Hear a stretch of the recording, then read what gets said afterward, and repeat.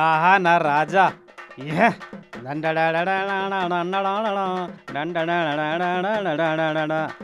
Road మీద బుషటిప్పి పండుకుంటే ఎంత హాయిగా ఉందిరా మామ. ఆహా ఏమి హాయిలే హలా.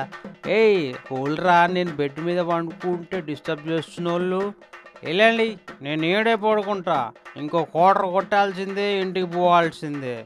నా దాహం తీరనిది, ఇంకో కోటరు దొరకనిది, నేనొక మందు పిపాసిని. హ!